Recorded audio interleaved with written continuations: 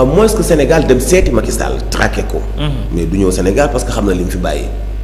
Macky Sall moo la gën a xam ñu doon def li ñu doon def loolu la taxoon d'ailleurs bi mu nekkee président de la République mu ni am na dossier yoo xam ne dama ci teg sama conco. gars yi foog ni ay nitam yi sàcc la non du ay nitam yi sàcc parce que da cee bokk dossier nag bu la concerné boo dëgguwul da nga ciy teg sa loxo mais boo dëgguwul da ngay bëgg lépp leer donte dañu laa cité ci biir parce que gis nga coow li comme ni ko ministre de la justice waxee nee na topp ñu kenn ba léegi ñëpp dañ leen jàppe ñu deful dara. présomption d'innocence ba léegi jàpp ñu li ñu leen tuumaal lu sax la mais li ñu jàpp mooy am na lu manqué am na lu leerul am na doxalin bu jaaduwul nañu ko leeral foofu la problème bi nekk donc tuumaalaguñu kenn mais comme amoon na ko fi nekkoon di teg conco ci yëf yi mais kooku lañ ko naan teg conco bi lu ci jublu ak lan moo la neex ci teg conco bi mais nag ñoom du ñu leeral lu ñuy leeral. ñoom xam nañu ki doon wax démb ci wàllu économie non monsieur Lo. waaw kooku kuy wax ci koom-koom xam nga ko kooku maa ngi ko découvrir 2005 Alassane Samba Diop moo ko mos a invité émission Alassane ba nu mu tuddati waay moo doon am avant grand jury. moo doon am diggante 11h midi maa ngi fàtte émission Alassane ba nu mu tuddati ci la ko Alassane Samba Diop invité woon monsieur Lo boobu def naa xuma bese yaaw la nekkoon ba muy juumul. bokk ci famille bu baax ñu xam koom-koom ñëpp xam ay jaar-jaaram nekk jàmbaar. du waxantu nga gis ci ay kàddoom ab yar ci même ni ñu ko tàggate nga gis dal gi ak tey gi boo teelu sax mën nga bañ a comprendre li muy wax. mais lu mu la wax kenn du ci dindi benn virgule moo tax nañu wax kenn mënta weddi li mu wax xam nañu xam-xamam xam nañu pertinence am. xam nañu ak njulliteem xam nañu ni du duural nit du ko sosal. xam nañu ni du manigance te du monter ay wax ku ñu may génn ci ñoom wax ji kay mooy Amadou Ba Abdoulaye Daouda Diallo Moustapha Ba ñoom ñëpp la concerné waaw ñoom ñëpp la concerné nañu wax. ñi ñuy cité nañu wax même bu mag yi ñëwul voilà Rémi Ménage waaw góor waay Abdou Khadir Faye Rémi Ménage ndeysaan. jërëjëf waaye noonu la émission ba tuddoon ci la ko Alassane Samba Diop invité woon boobu laa ko découvrir boobu laa ko xam wallahi Rémi Ménage jërëjëfati Abdou Khadir. jëf xoolal boobu la woon ñëpp xam ko ci wàllu économie ñëpp xam feeram mu Moubarak Lo aussi ci wàllu économie mu liggéey ak Macky Sall lu ëpp fukki at ñëpp xam ko ci wàllu statistique fii Sénégal ñi ko xamul Moubarak Lo am na c'est son frère. ñu bokk ci famille bu baax bu dëggu Moubarak Lo actuellement mooy maire bu Ñomre bokk ak man benn maam. maire ba nekk ci buntu kër sama nijaay fa la maire bu Ñomre nekk ñu xamante bu baax ni ku diñ kenn du dindu mu wax ci wàllu koom-koom. caaxaan baaxul nañu wax nañu génn wax seet. moom la ñuy xaar en tout cas ñoom ñu wax. duñu wax de duñu wax. bu fekkee defuñu dara kay war nañu ñoom kay fa ñuy waxee. fa ñuy waxee mooy kanamu justice fa ñuy waxee mooy ci kanamu justice. waaw mais pour ñu génn ni publiquement wax non duñ ko def. ñu xam nga li nga def voilà. waaw duñ génn. toog a xaale duñ génn Xalifa. ba tey mu ngi noonu dañuy daal di descendi rek ci élection législative bi ak ni ñu ko daal di gisee démb gis nañu peut-être dépôt li nga xam ni mooy yenn tey ci ay liste yu demee noonu gis nañu taxawaay bi nga xam ni. DGE daal na koy amee ak ñi nga xam ñoom ñooy Sénat kàddu yooyu ñu daal di yëkkati waaye mandataires yi ñoom liggéey bi nga xamante ni commencé nañ ko jamono ji yaakaar naa peut-être amagul nañ ci li nga xam moom mooy satisfaction. ci élection yi ñu dëgg. Germaine Michel mi pose na question bu am solo. dossier 45 milliards ngànnaay yi ñuy jëndoon pour eaux et forêts yi ci Abdou Karim Sall. mais ba est-ce que démb waxuñ ci. ak suñu kéwal ya. même démb waxuñ ci loolu. waxuñ ci loolu ak suñu kéwal ya. loolu defoon na fi coow de. non ak suñu kéwal ya. loolu itam war nañ ci wax bu baax a baax a baax a baax Xalifa fii li ñu fi war a wax moo bëri te xoolal gis nga rapport yii yu OFNAC yi nii.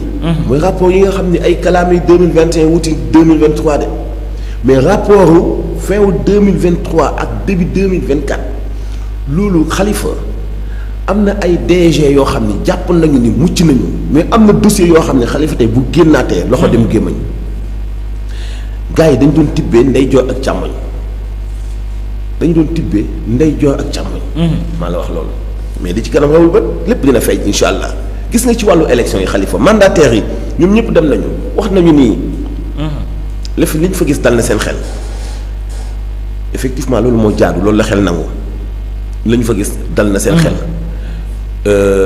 ci la ñu xalaat ci la ñu proposé ñu dëppoo ci ak kilifa yi ci noonu la ñuy demee élection te loolu mooy dëgg démb gis naa opposant bu responsable.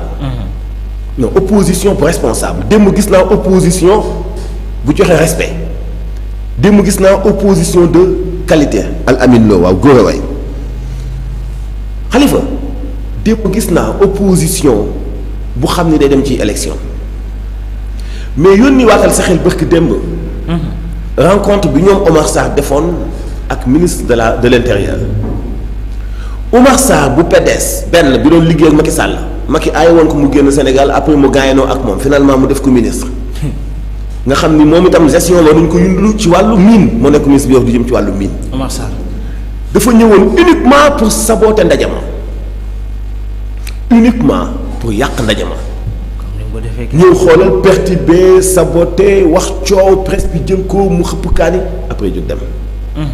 parce que Omar Sarr bu weesoo Dagana nga ma ni moom dafa folleeku lan la mën a amaat ci wàllu politique. c'est fini waaye c'est fini donc mu ñëw ci suñu ay élection moom xaw ma nañu ko mandaté xamuñu ba xam am na coalition xamuñu ba xam sax dina bokk ci élection yi mais ñëw na saboté ndaje mi muy benn mu Ndiaye Cissé bu société civile dama nga jëlewaat ay propos dafa wax carrément ni yéen ñu indi fii mën na nekk lépp sauf concertation. xam nga moo tax société civile xaw ma seen taxawaay lan la société civile bu Sénégal Khalifa ndajam démb bii gouvernement bi def ak journalistes yi gisoo fa benn société civile. gisoo fa benn société civile te ñoom dañoo war a dem fekki ko ndaje ñiy def yépp ndajam démb bee ko ëpp solo pour ñu xool ñi jiite askan wi nu ñu sàccee alalu askan wi bu fekkee askan wi leen tax di wax. bu fekkee askan wi ñuy mbubboo dëgg la ci ñoom mais kenn demul démb xanaa génn naan ndaje mi du concertation imposé nit ñi li nga xalaat la ànd nañu ci lii ànd nañu ci lii gouvernement bi ma woon def ko élection anticipée la tudd. yoo xam ni du dafa tegu ci calendrier électoral. dañu ko gàttandu am na nu ko yoon waajale dund ma la neexee dund ma neexee ni ko yoon binde la. mais ñu ni amul concertation muy waxu jaxase yu genn comprendre société civile goo xam ni kenn xamul tànk bi muy feccee moo tax nag man bu ma amee conseil bu may jox Diomaye ak Sonko gis nga Khalifa fii société civile existé wu fii xam nga lan moo fi existé société civile bu ñu fabriqué Sonko tey dafa war a xalaat ci taxawal société civile crédible.